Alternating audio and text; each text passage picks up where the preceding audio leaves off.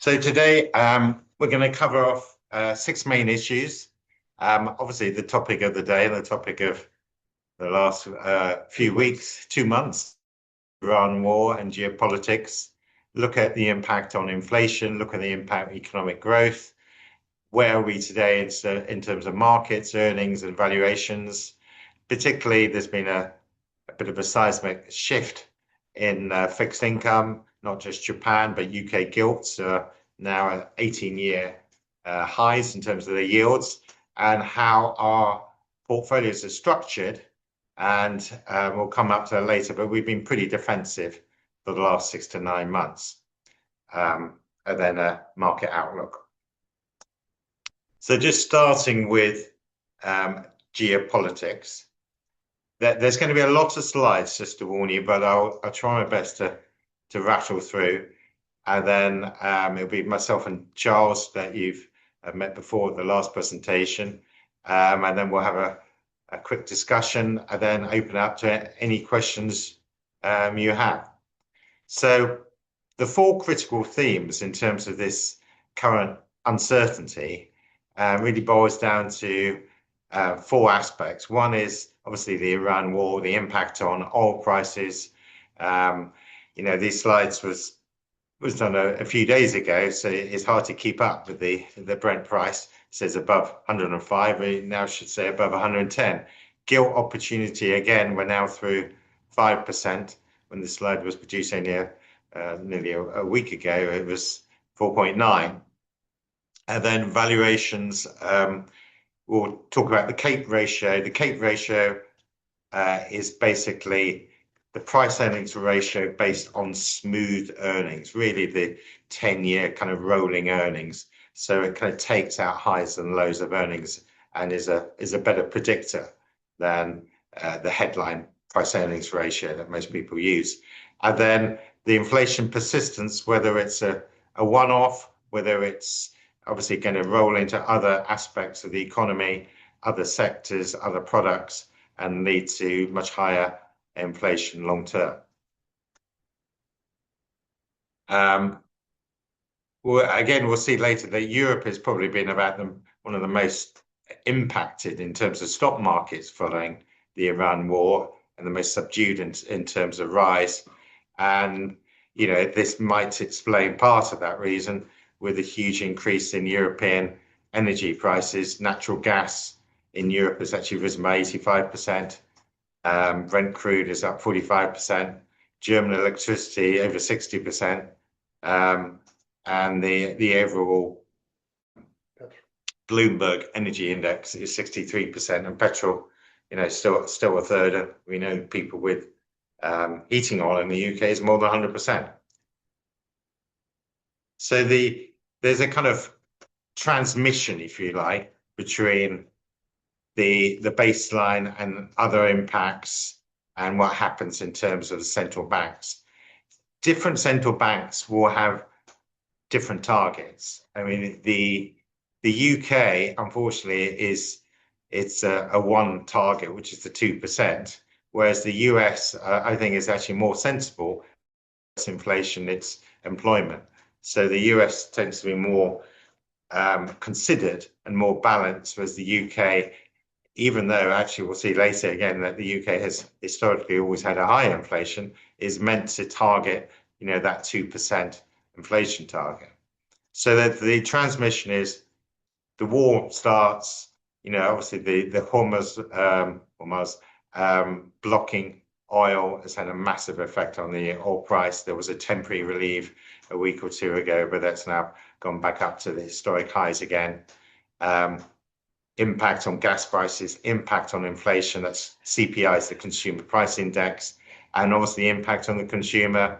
If the consumer is paying more for oil, paying more for a lot of goods in supermarkets where there's quite a lot of energy costs feeding into those, and other products, and higher wage inflation, the overall impact is a dilemma for banks, because particularly UK, do they say, well, the inflation is down to one factor or stems from one factor, which they can't really control, which is the oil price, or do they just look at just the headline numbers, and do they look at the economy? Because what normally happens is when the economy is weak, the central bank actually tries to stimulate the economy through lower rates.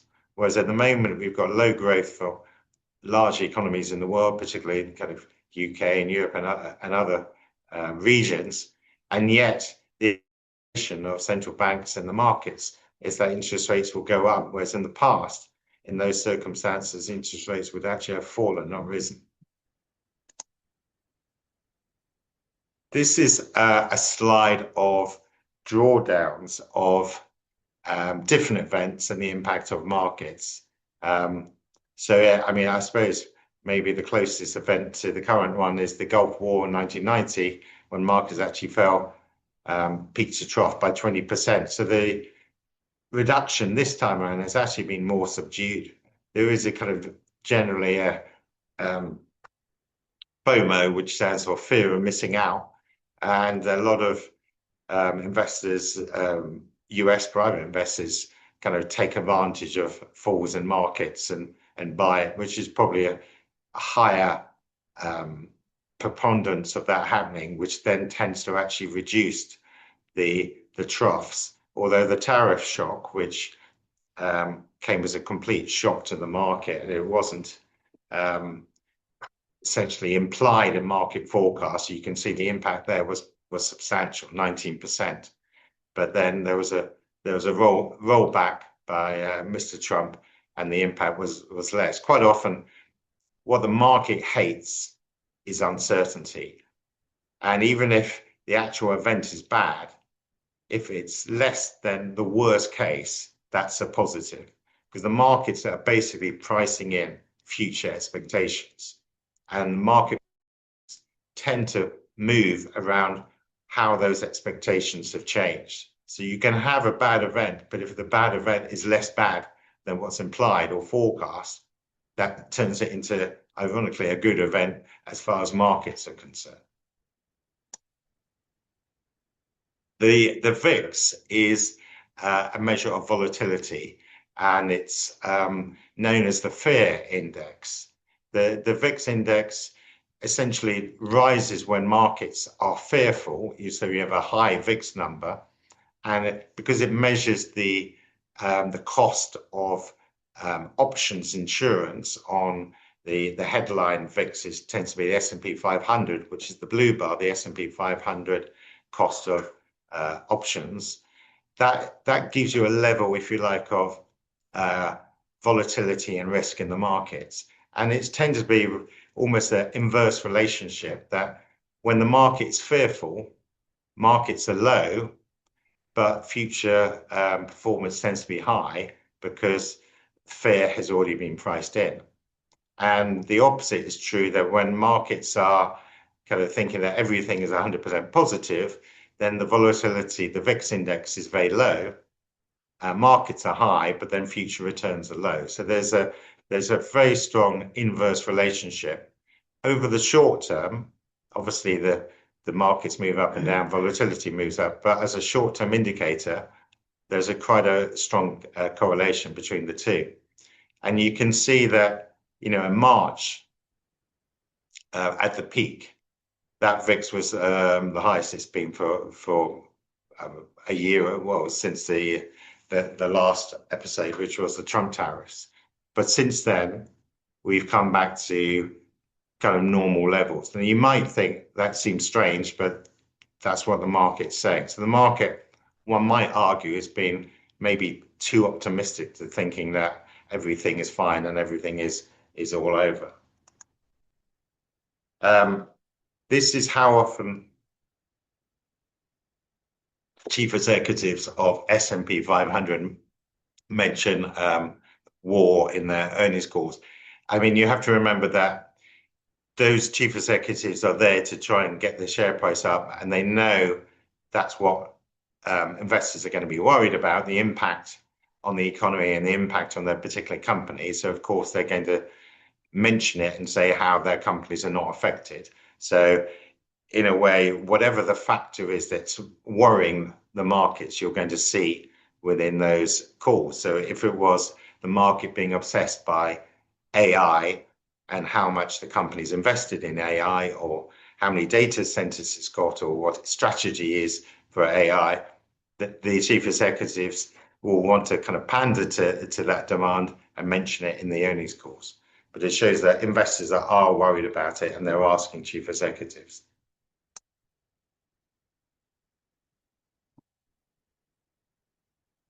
The impact, I mean, it's not so far. These are consensus estimates, and there tends to be a bit of a lag.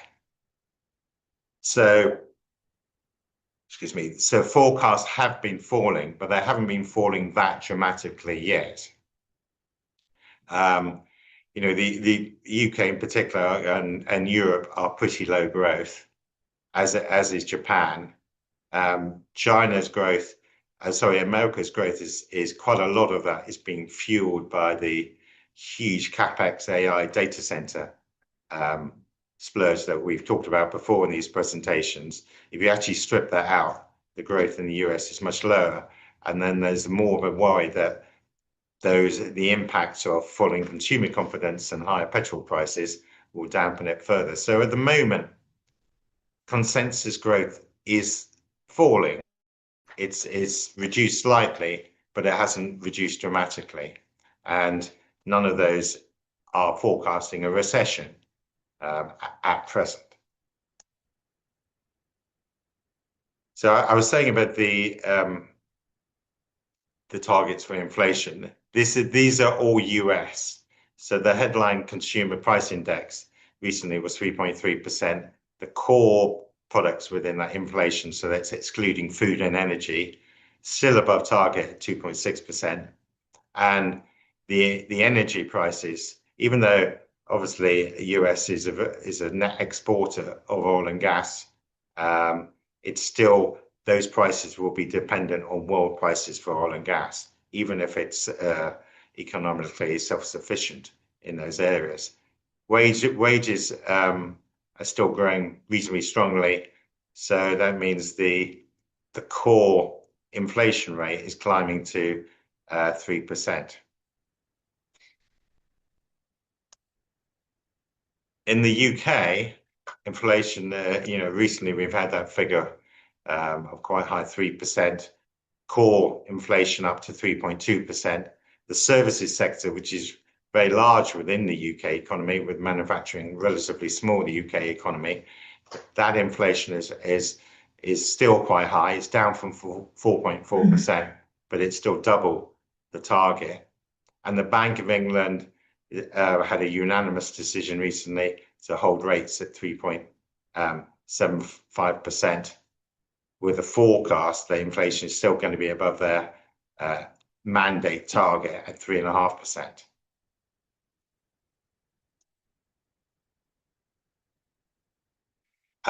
So again, we have this kind of feed through here, which is various factors over the last 12 months. And it's interesting, one of those factors, which is tariffs, I think the market's completely forgotten. I mean, it obviously got excited recently with the Supreme Court decision, which basically means it's still tariffs, but it will have to be implemented in a different way. But you've got a problem of the Iran war, the shock in energy prices feeding through to other factors, particularly things like food inflation, transport inflation, plastics, which are obviously widely used. So all those are kind of byproducts of those higher prices. And that leads to a dilemma for the central banks, because they don't want to crucify the economy by, in a weak economy, rising rates. But if they've got an inflation mandate, normally when inflation goes up, then their normal defense mechanism is to rise interest rates. Whether there will be a question, you know, in some of those central bank governors going forward, whether they kind of look more closely at inflation X energy, because they can't actually control the energy price, and use that as a way to justify not increasing interest rates so much. We'll have to see. But the market is turned to turtle and is now expecting, particularly in the UK, a number of increases in the central bank interest rates. Inflation, again, the US is in red here and the UK is in blue. This break even, what I've talked about before, is if you take the yield on UK government debt, that's the gilt yield.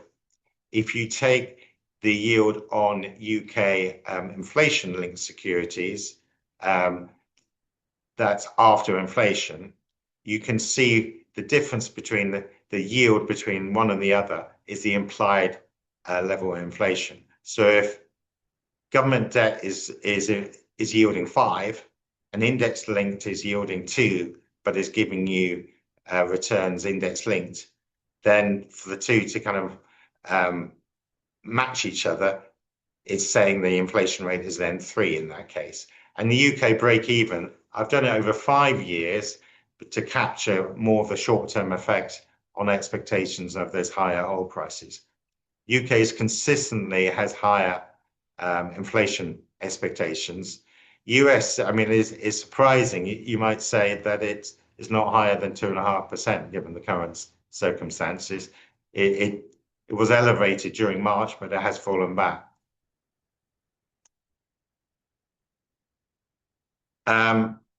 I think kind of people say if you ask kind of 5 different economists a question, you'll get 5 different answers. Maybe the same is true of fund managers. So when they've asked fund managers in a recent survey what they expect the oil price to be, the highest bar, which at the time was the oil price at the time, was 100 to 110. And there's a kind of really a bell curve around that with different expectations. So you can't really say that, I mean, the market thinks these oil prices are to stay, but there's quite a wide range of different probabilities by different fund managers. And the same applies, it's not just oil, there's obviously a feed through to natural gas. Other commodities have also risen. Gold up 10% this year, copper, wheat up 12%. That BCom index in the right is the Bloomberg Commodity Index. So the weighted average of that index is up 24%. A lot of these figures come from data literally less than a week old in the US. The reason why I think the US is particularly important is that in stock markets, obviously the US is by far the largest stock market in the world. And secondly, in terms of government bond yields, which drives corporate bond yields, the US Treasuries, again, tends to be the kind of benchmark for all bonds to price around. So you need to kind of consider what you think is going to happen to the US in order to have a view of other markets, whether it's equities or bonds. And in terms of these various economic figures, you can see that consumer sentiment is now falling quite dramatically. The consumer's expectations of inflation is rising. And the danger, I suppose, is the long-term inflation expectations is also rising, which may lead to consumers not making those large consumer purchases which they might have made before, particularly as until recently the employment figures have actually been pretty good, but they do often get revised from month to month. So there is a kind of there's been almost a strange kind of characteristic that despite you seeing the impact of AI and people saying how it's reducing employment, it hasn't shown up yet in those US figures, but maybe some of these things are a lag. Again, this is similar to before. This is the Bank of England dilemma in that the economy is definitely kind of slow to no growth, but the inflation is rising, whether it's the oil price, transport, heating, and that direct impact there on the right on inflation on those factors, 2 to 1.8%. Now, I don't want to be rude to the Bank of England, but the Bank of England particularly under the current governor, Mr. Bailey, has rarely got anything right. So you might not give it full credence when the Bank of England sounds a warning, but this didn't come from Mr. Bailey, so maybe it's got more of a chance. This was the deputy governor, and this came out last week. So but again, you have to remember that if you like, the Bank of England is there to warn about risks and to highlight risks, so that if something happens, it can say, "I warned you." So whether the Bank of England is a particularly good forecaster of stock markets or anything else is highly debatable, and it is their job to plan for events and to issue warnings on areas where it sees danger.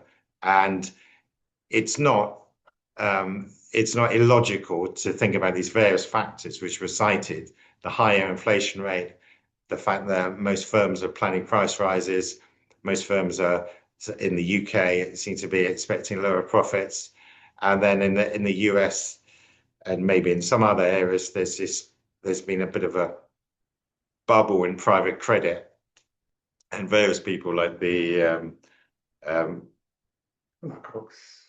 BlackRock and banks have been warning about the private credit market. And you've seen some of the lending to companies like software companies, where they're having to write down their loans materially, because a lot of those software companies have been the most impacted by the AI and clients being able to replicate their software at much lower cost, or their services. So limit outflows. Yes, yes, and if they've got close-end funds, or they've got kind of time limited funds, they have a problem of, a bit like hedge funds sometimes, of redemptions and the impact on their assets.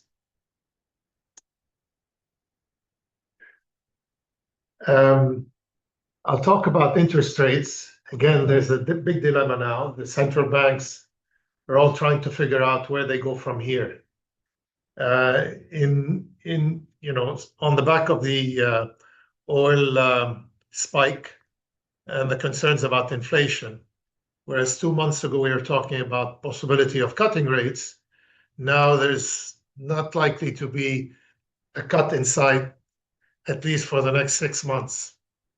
More likely, we'll probably see in the UK expectations of 2 hikes over the next few months, whereas in the US, from the graph that you can see, funnily enough, the US is more likely to hold rather than raise rates.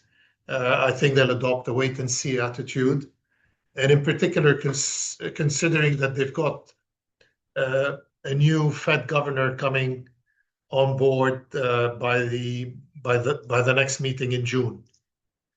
So the US is probably going to hold a bit longer, and I think also ahead of the elections, so that nobody is accused of any politics. The new Fed chairman will be under a bit more scrutiny with regards to his independence vis-a-vis, let's say, his political affiliation.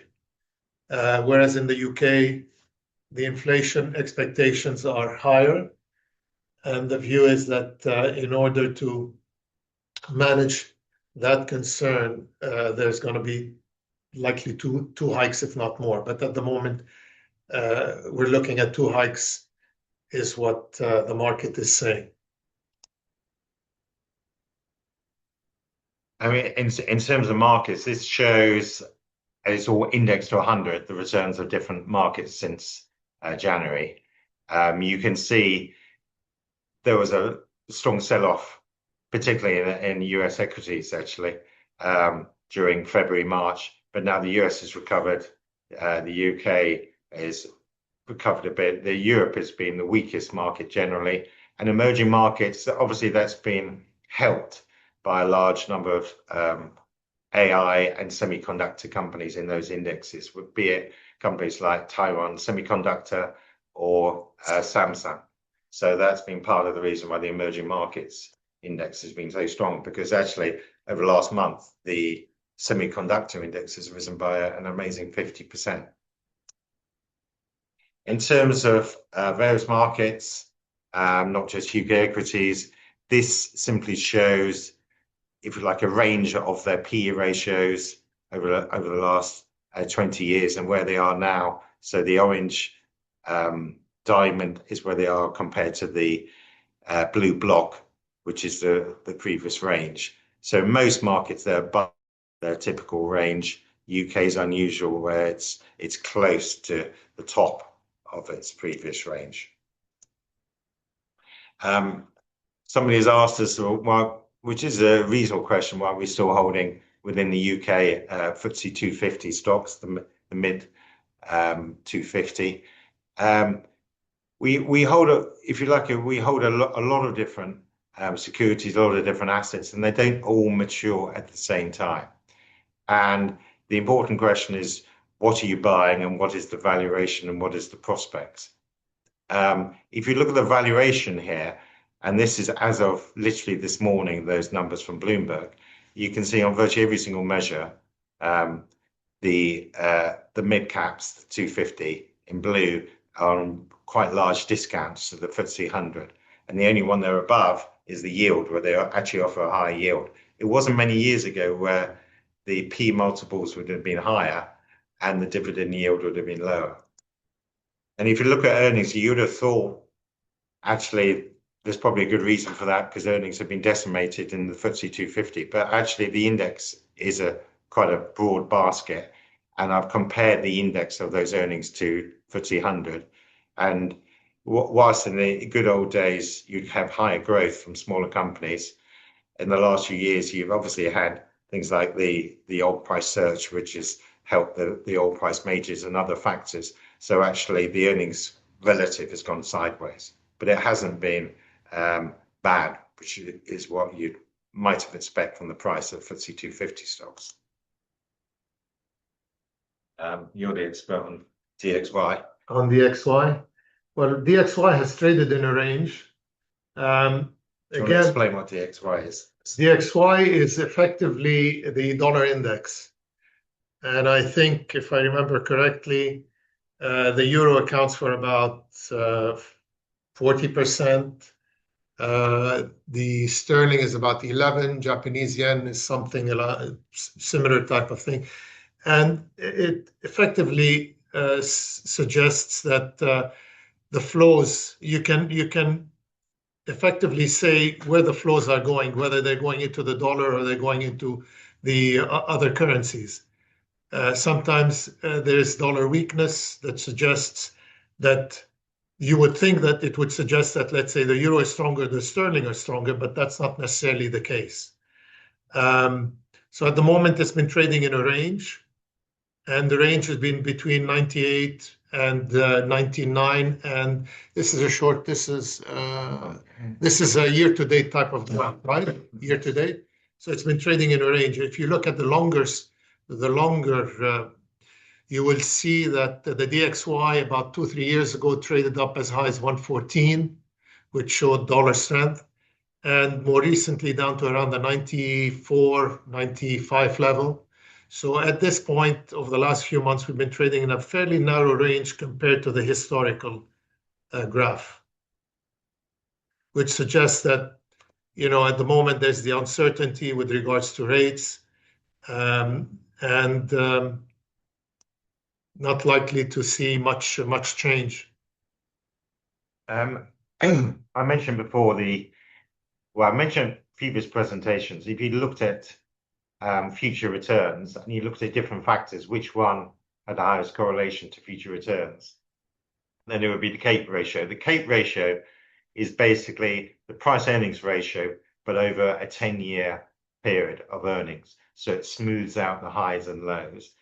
And if you compare the earnings yield on that CAPE yield against the 10-year bond yield, you can see actually in the US, you might ask yourself a question, why I'd want to hold equities full stop if I can get a higher yield from the government bonds, from the actual earnings you're actually taking from the companies. In the UK, and Europe and Japan and emerging markets, you can still see you are being paid to hold shares, but in the US, those valuations are pretty high, which explains why it's the only market where the blue is lower than the orange.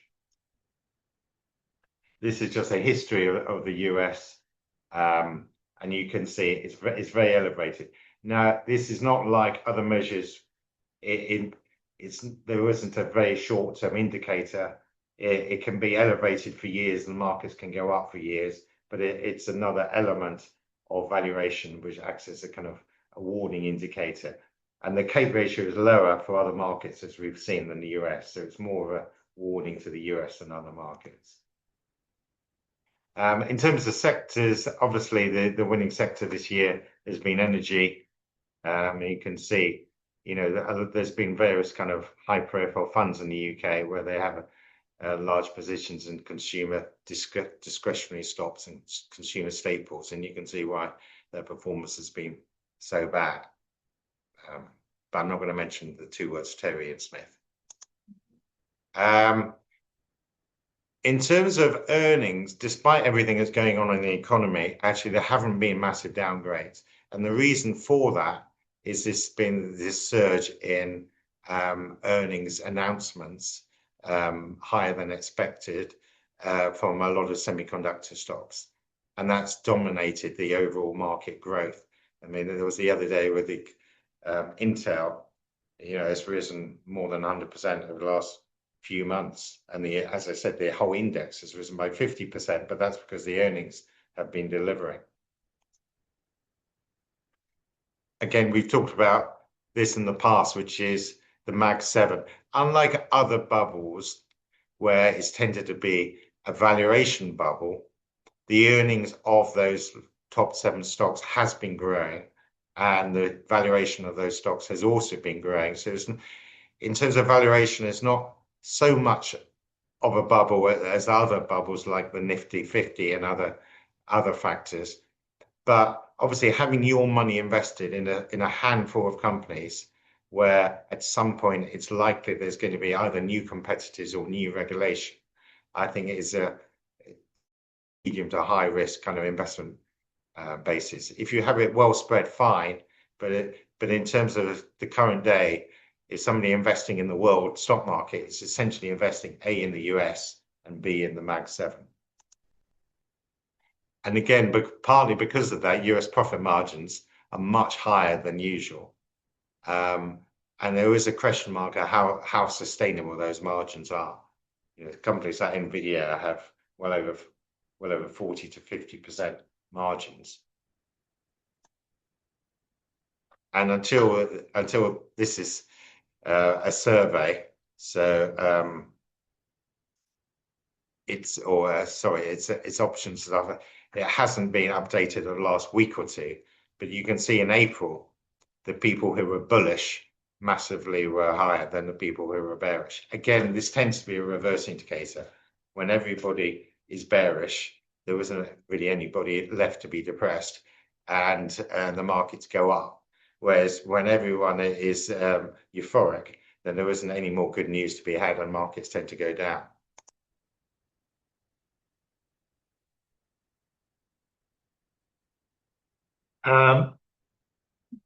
Talking about the UK gilts, and not just the gilts, but let's say across the board in the fixed income space, whether US, UK, or even Japan, the yields have been trending higher.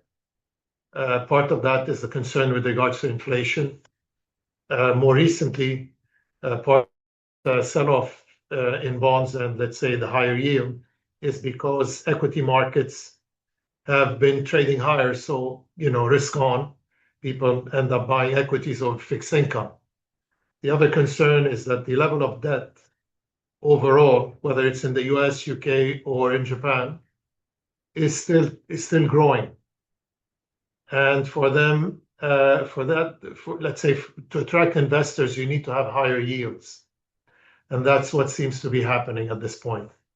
Unfortunately, though, it's a vicious cycle because at some point, whether in a year or two, there's going to be a reckoning of sorts, and that's a big concern for the marketplace. people feel much more at ease with equity than they do with the fixed income side at this point. Talk about credit spreads. Again, this is credit in the public markets, not in the private markets. The spreads have been coming down, trending down for quite a while, meaning that people would rather hold corporate debt over government debt.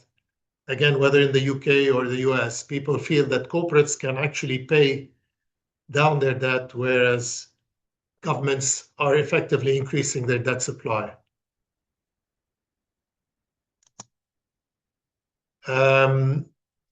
Yeah, I mean, historically, we're looking at the 10 and 30-year gilts. They're trading at all-time, like at least 15, 20-year highs at this level at 5% and 551. And it does look attractive. And we do have, let's say, we've more recently started putting a bit of, adding a bit to that at around the 5% level, yes. Again, it's attractive. I mean, you've got, yes, say, inflation rates ticking up a bit, but your real rate of return is still a positive one at, let's say, something close to around the 1.7. This is a graph that, well, its base case scenario is that yields will remain on the 10-year between 4 and 4.5%. And if that's the case, then you'll end up with a return of 10 to 15%. I mean, considering where yields are at this point, that's a real return. That's a real return. Yeah, because if you've got 5%, say, correct, 5% compounded, that's 50%. So ahead of inflation, so that's a real return. So we're making the case for, okay, if you have, let's say, 10-year yields at 5.5, you'll probably end up with negative returns. This is something that we saw in 2022, 23, when yields went up from, let's say, 0 up to about, let's say, 3.5 and 4. And the view is if we have a force majeure and, let's say, the economy goes much weaker, then there's a good case for the Bank of England to cut rates. And if that's the case, and let's say if the target is around the 3.5%, then your returns on the fixed income side can be quite substantial. This is a graph of who owns the debt, UK debt. You can see, let's say, the financial institutions own, let's say, 177 billion worth of, let's say, debt. UK monetary financial institutions are mainly the banks. Overseas are, the overseas players are very small holders of UK gilts. I think they prefer to probably be, firstly, there's an issue of liquidity, and then they prefer to be in, let's say, US treasuries overall. I think the political atmosphere as well, when you've got Labour over, let's say, Conservatives, more likely attract or detract investors, foreign investors in particular, from getting involved. And then, I mean, just coming back to where we are today, we do have a reasonable allocation to UK equities, which, as we've seen before, trades on quite a large discount, offers a higher yield. It's not really dependent on the UK stock market. Over 70% of earnings are outside the UK. In terms of the portfolios and the underlying valuations, as again we've said every single presentation, we do believe in spread. We are incredibly well diversified in terms of number of holdings, whether it's government holdings or corporate bonds, and the quality has risen considerably over the last 12 to 18 months. As we've got more cautious, we have much more in government bonds and much less in corporate bonds. So the credit quality is higher. That comes with a slight cost that obviously corporate bonds have tended to give you a higher yield than government bonds. And the same goes with equities. Again, we're not 50 or 100 stocks, we're thousands of stocks. The earnings growth is solid. I mean, the world index growth you'll see is higher. You might ask why that's higher. That's because of those Mag 7 stocks, quite largely driving that higher growth, but it's also driving a much higher multiple. So if you look at the multiples, you've got 13 to 14 times against 22 times. So the holdings we have are on a a quite substantial discount to those US companies. Just for anybody in compliance here, the 12-month returns, there'll be questions later. That's the last 12 months. So we actually had a pretty strong period. And I know the kind of the portfolio with the largest number of clients is the long-term return. So I've just shown that over the last 12 months, the performance. And we have outperformed other funds, and our performance is after costs, whereas that's a fund cost. So you'd have to normally pay an extra cost to access that fund, the pair funds. But I would say the important thing is that we've managed those returns by being actually very cautious and very conservative. So I'm very pleased that we've outperformed, if you like, in a rising market. But what we're aiming to deliver is greater protection in when markets actually fall or go sideways. Lower volatility portfolio. Yeah, and our portfolios tend to be much less volatile than others. Again, I know I'm pressed for time here. The outlook, we produce this chart every quarter.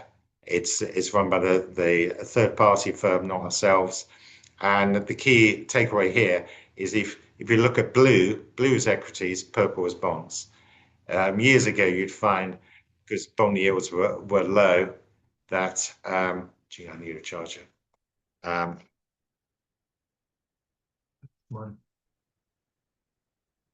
Sorry.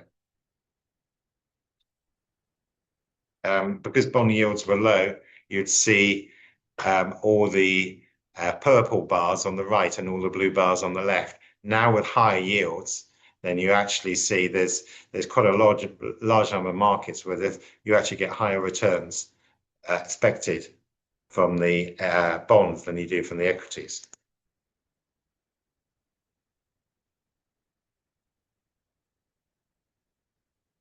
It's frozen.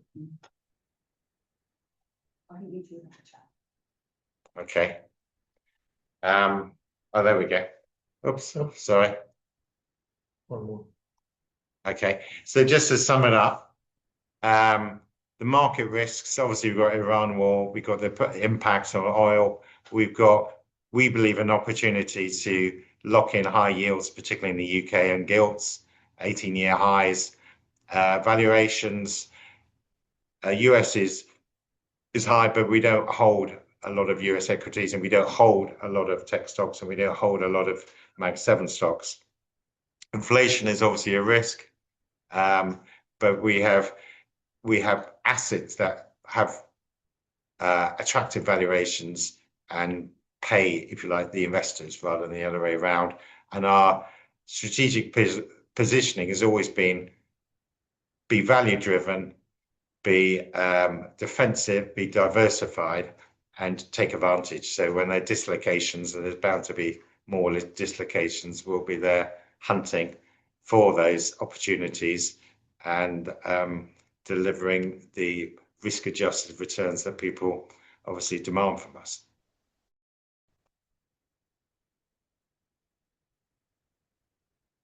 Questions? Do I do anything? We'll go straight into the questions. There's a question about bonds versus equity allocations. And the question is, are the 80-20 to 60-40 rules still applicable in the current climate? And if so, what is the justification for that? And if not, what allocation split do you advise and why? I think the kind of convention is 60-40. 60-40. Yeah, Yeah, 60-40. Traditionally. Yeah, traditionally. And like anything, when it does badly, everybody says it's not for investors anymore, and then it suddenly does well. I mean, the central kind of thesis of having a balance between bonds and equities is a good one. But there's periods like we had previously when bond yields were ridiculously low, so bonds did exceptionally badly, so you won't gain anything by that diversification. Now you're actually gaining something because you can access those lower volatile bonds, and you can invest at higher yields. So I would have said, actually, it makes more sense now than it probably has done in recent years. I don't know what you think. You could also argue, again, depending on the age group of the investor. An 80-20 would be, let's say, an age group of 18 to 35, 80 equity, 20 bonds. 35 to 50 is probably slightly lower equity allocation, but still somewhere around 65 to 70% equities over bonds. And as you get, let's say, into your 50s and into the 50-70, you want a bit less volatility, a bit more income generation. So you're talking closer to about the 50-50 split. And then, you'll end up probably sometimes even having, but you need to look at it over the age group. I mean, you can also argue that the old premise that when you were older, you had more in bonds, given the fact that when people are getting older, they're going to have to set aside A, for a longer life expectancy, and B, probably more medical costs and other costs. You can argue that actually investors should be taking slightly higher risks rather than the old premise that as you hit retirement, suddenly you reduce your equities into bonds. But at least now you're buying those bonds at attractive prices rather than the people who retired when bond yields are virtually zero. At the moment, the weighting is what in the portfolios? Well, it depends on which portfolio, but we've reduced about 4 or 5 months ago the weightings in the long term and the absolute return. We've reduced about 10% from equities into bonds. So the recent volatility, hasn't impacted our portfolio so much, and we've managed, as I say, to keep pace with markets, even though we've had a higher bond yield by bond allocation than we've had historically. Next question is about gilts. It says, where is a good place to learn about gilts? So we can maybe say our website. But the question is, are there any particular UK gilts on the market which you find appealing? Well, we don't invest in we invest in index funds. I mean, we explain what gilts are. Yeah. But I mean, again, you look at the benchmark. Normally, there are benchmarks. And the way the market looks at it, or the institutional market looks at it, they look at, let's say, maturities. So in order to establish a benchmark, you normally have a 2-year, 3-year, 5-year, 7, 10, 20s, and 30s. So that gives you a curve. And depending on the risk tolerance and the economic situation at the time, you decide which part of the curve you want to be on.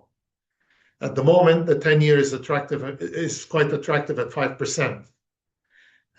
Also, there's such a thing as, when you're looking at the 10 versus the 30 and why you'd invest in a 30-year bond versus, let's say, a 10-year bond. But the information is readily available, I think, on the web with regards to gilts. So, I mean, again, we can be a bit more specific if you'd like to send us an email. Yeah, that's fine. There is one I'm asking regarding government bonds. Would you now go for 5-year plus or 10-year plus, taking into account the inflation risk?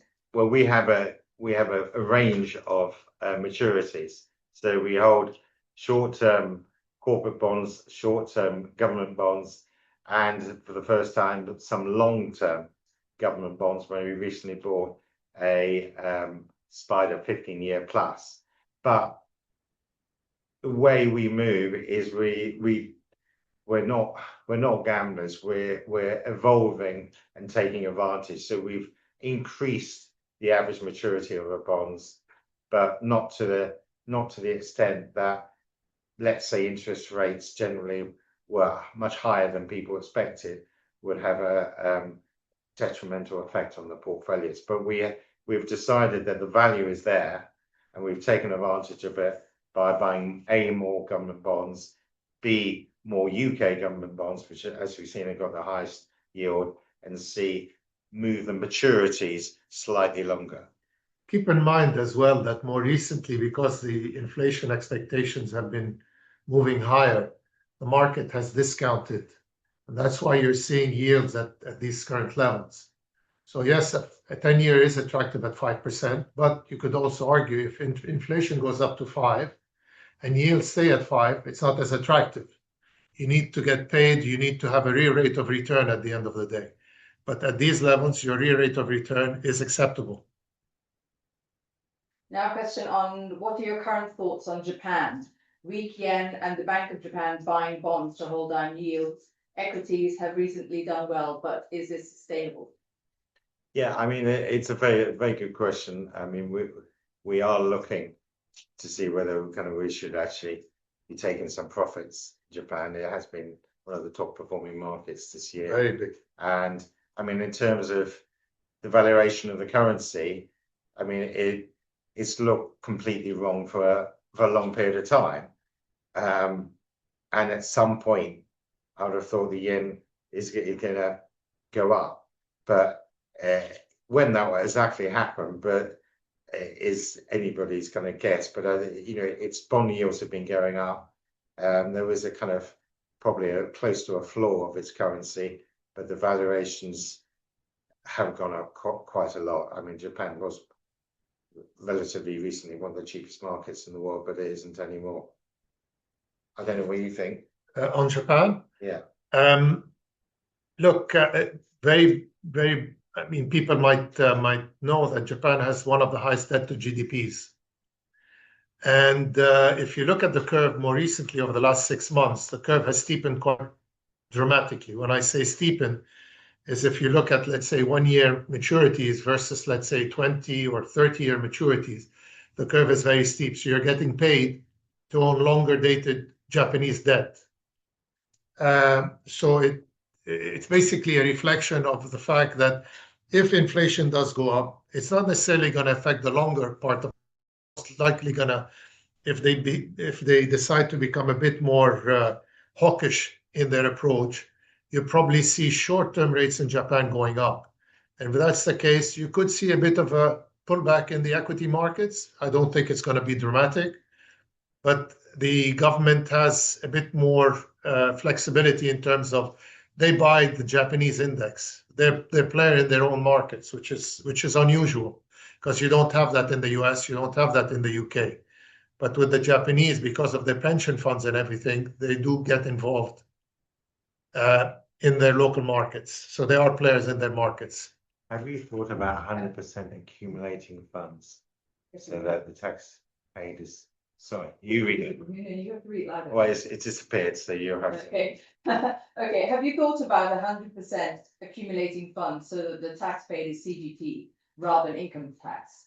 And the questioner says in Scotland the higher rate is quite easily reached these days at 43,000 instead of about 50,000 in the rest of the UK. Well, as far as I'm aware, that whether you have capital gains or income, you still have to declare both. So if a fund was, for the sake of argument, accumulating its income, you still have to declare that income as if it was income.